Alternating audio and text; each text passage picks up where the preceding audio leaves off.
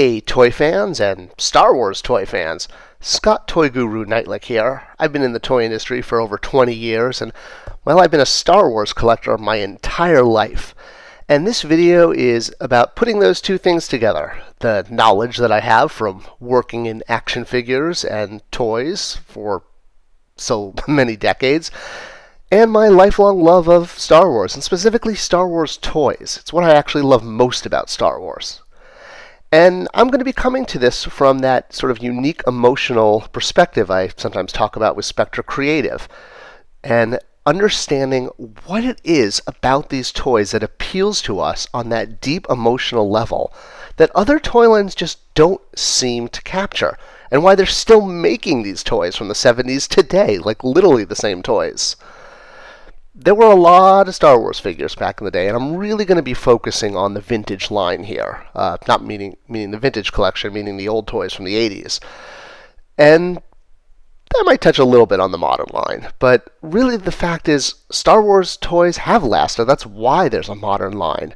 Many other toy lines have come and go. I mean, we've had fantasy lines with swords and sorcery and bows and arrows, and they've been cool, but they haven't really stuck around. And we've had other sci-fi toys that have had lines, and again, they've been here and kind of more of a flash in the pan. They sold, and then people moved on to the next thing. Star Wars has remained, and they've tried Star Wars at lots of different scales over the years. I mean, I even had the opportunity to work on a 48-inch Darth Vader at my time at Jack's. That was quite a different scale. I guess that was just sort of a statue that was going to sit in your room, not really something you were going to play with. But there was something magic about 3 3/4. There was something about the scale that allowed Star Wars to accomplish what it did. And this didn't work with other scales over the years. It was the 3 3/4 scale of the Star Wars figures combined, believe it or not, with this, the vehicle. The vehicle and the scale are what led to the success of Star Wars. And I'm going to explain why. Well, Star Wars toys. Star Wars movie, everyone knows why we love the Star Wars movie, right? Because it was an awesome movie. It had great special effects. It had droids and princesses and laser blasts and, everything a young kid in the 70s and 80s could want. I mean, before the dark times. Before the special editions. Before Star Wars, when you're looking at sci-fi, theatrical sci-fi, it was, well, for lack of a better word, I don't want to say amateur, but it was weird. It was not, the costumes looked fake, and everything looked kind of thrown together. I mean, even the high budget stuff like Planet of the Apes, it just didn't have that crispness that you even see today in sci-fi. And there were toys for some of these movies before Star Wars, and they were popular. You could buy, monkey play sets.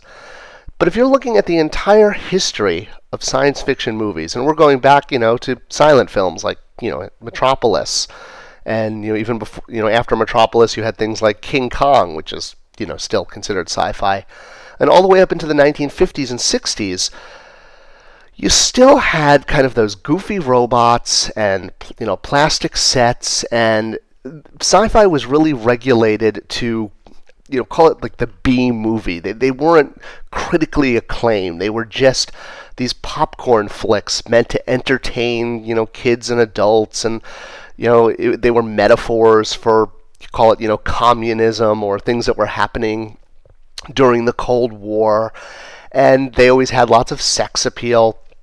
Eventually, there were critically acclaimed sci-fi. I mean, 2001 really changed all of that. But most of the films from the 50s, 60s, and 70s were very campy, I guess would be the right word. The special effects were good, but they were, you could clearly see the puppet strings and, the wires and the guy in the mask. And then flash forward to things like the 90s, and, sci-fi definitely got bigger budgets, but it still was not capturing the imagination the way Star Wars did. And some of the big reasons are Star Wars has what are called toyetic elements, things that translate well to toys. It had a lived-in world that you felt like you could be part of. It had crazy-looking characters that were just fun to look at. It had a signature villain in a mask with a signature weapon that had a light-up transformation. And it had signature vehicles, and not just vehicles that existed, but vehicles that allowed the hero to do heroic things and travel in. It was the vehicles that allowed you to go from place to place. They weren't just there to do one thing. And that is a big part of why they worked for toys. In fact, this right here, this image pretty much personifies why Star Wars worked as an action figure line. You could take the figures, because they were small enough, they were 3 3/4 and not 8-inch or 12-inch, and you could put them inside the vehicle. Yeah, I know, it seems like such a, well, of course you could. That, we take that for granted these days. But that concept was very foreign before Star Wars. And the scale was small enough that you could collect the entire world. Previous to Star Wars, toys were much bigger. They tended to be 8-inch or 12-inch. With Star Wars, with that 3 3/4 scale, you could do two things. Put them in the vehicle and collect the world, the cantina. Remember now, as a kid, the world is a very big, scary place. When you're a little child, big things like buildings and trucks seem huge. You ever go back to your old playground and realize how small it looks now? Even adults are huge.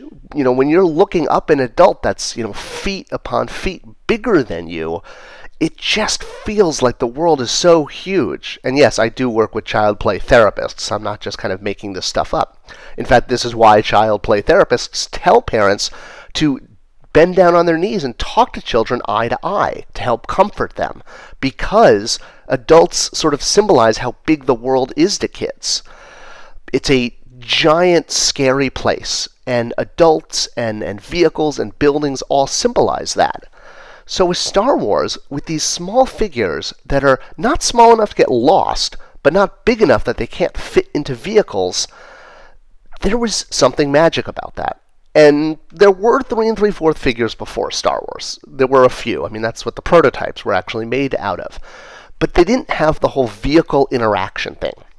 The scale, as some Star Wars toy historians will know, came from Kenner executives, Kenner designers, holding out their fingers like this with their thumb and their forefinger, and that was how Luke was scaled. Because the whole line, the vintage era, was all based on vehicles.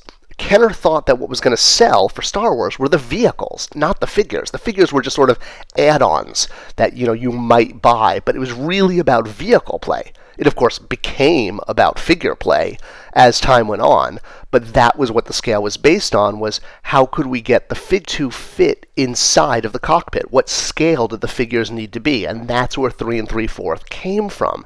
It was chosen as a scale to basically work for the vehicles, which Kenner at the time thought were going to be the driver for the line. The kids were just going to really want to own the vehicles. Those were going to be the heroes of the Star Wars universe. The idea that people were going to want to buy the figures, well, that was an afterthought. Another thing the 3 3/4 figures allow you to do is put them in your pocket. And yeah, I know it sounds like such kind of a silly thing, but this is actually bigger than most people give it credit for. All right, secret single behavior time. So, this is my box of loose Star Wars figures from my office.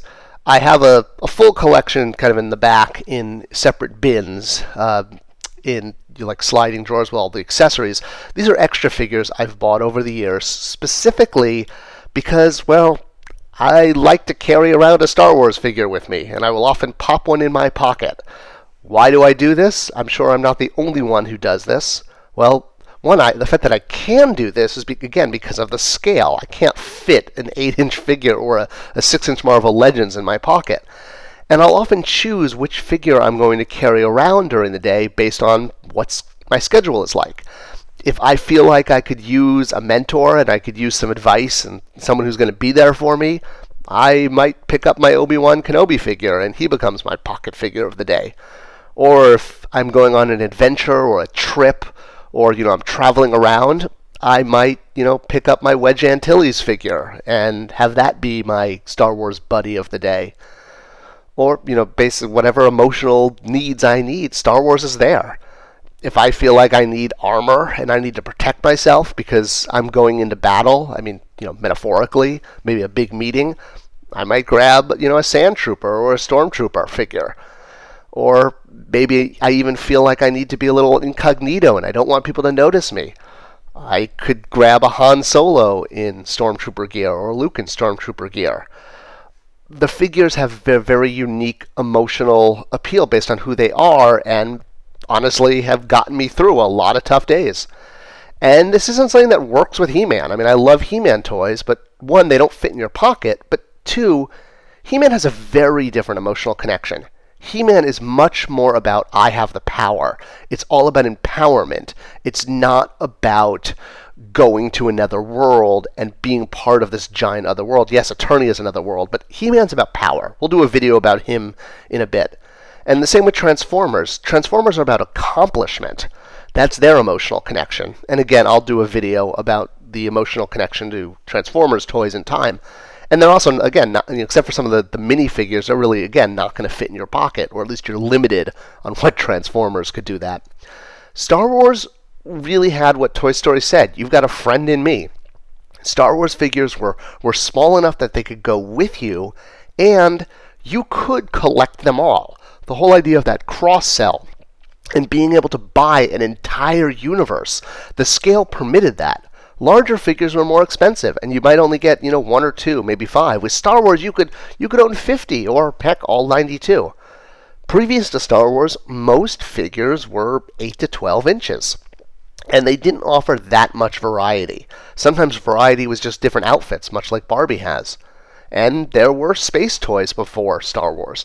But again, not that much variety, and not small enough to fit in vehicles and travel with you. And that is really what made Star Wars different. So it was the vehicles, it was the fact that the figures fit in the vehicles that made Star Wars special. And the scale, which allowed them to do this, also allowed you to both bring them with you and collect them all, which meant you could have an entire universe. Other toy lines couldn't provide this. And it's why today we're still buying Star Wars figures that are packaged like the toys we grew up with. And we're paying huge amounts of money to own pieces of our childhood. Star Wars toys sometimes fetch thousands of dollars. One of the only things I think The Last Jedi really got right was that last shot, and the idea that everyone wants to be part of this universe. It's a universe that's so alluring. And the Star Wars action figures are what allowed us to be part of this universe. And it was that scale that did it. They fit in vehicles, they fit in your pocket, and they were small enough to be able to be affordable enough that you really could collect an entire universe for the very first time in toy form. If you like this video and you want to see more like this, some more emotional connections to toys and thoughts from years and years of making and collecting toys, subscribe to my channel today. There's a lot of cool stuff here for you.